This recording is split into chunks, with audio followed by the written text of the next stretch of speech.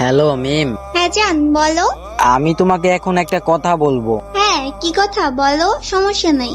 তো কথাটা আমার বলতেই হচ্ছে, কথাটা যে আমি কিভাবে বলি, আমার খুব লজ্জা হচ্ছে কথাটা বলতে। আরে তুমি আমার জান না, সমস্যা নাই, কি কথা বলবা বলো। আমি জীবনে কারো কাছে কোনো জিনিস চাই নাই, আজকে তোমার কাছে একটা জিনিস চাবো। হ্যাঁ, কি চাও বলো। তোমার আব্বু তো অনেক টাকা, তুমি তো কোটি টাকার মালিকের একমাত্র মেয়ে। হ্যাঁ। তো কথাটা হচ্ছে আমার কিছু টাকার প্রয়োজন, তুমি কি আমারে 10,000 টাকা হাওলাত দিতে পারবা? হোয়াট? তুমি আমার কাছে টাকা চাচ্ছ? হ্যাঁ, আমার 10,000 টাকার খুবই প্রয়োজন, দাও না প্লিজ আমারে 10,000 টাকা। মানে কি লল, তোমার সাথে রিলেশনে আসছি কয়দিন হইছে? 2 মাস হয়েছে। মানে 2 মাস হয়েছে তোমার সাথে আমি রিলেশনে আসছি, আর তুমি আমার কাছে এক্ষুনি টাকা চাচ্ছ? সি।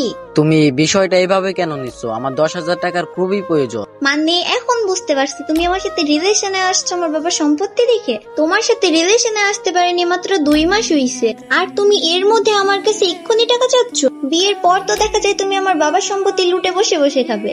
মিম, তুমি কিন্তু আমারে ভুল বুঝতেছো। কোনটা ভুল কোনটা সঠিক এটা আমি তোমার কাছে শিখবো না, তোমার মতো ছেলেদের আমার চেনা আছে। যখনই দেখছো আমার ড্যাডির অনেক টাকা, তখনই আমাকে ইমপ্রেস করে ফেলছো, আমাকে পটিয়ে ফেলছো, তাই না? মিম, এখন কিন্তু অতিরিক্ত হয়ে যাচ্ছে, তুমি আমার কথাটা তো শোনো। আরে রাখ ভাই, তোর কথা আর কি শুনবো, তুই তো একটা ছোট লোকের বাচ্চা, ফকিন্নির বাচ্চা।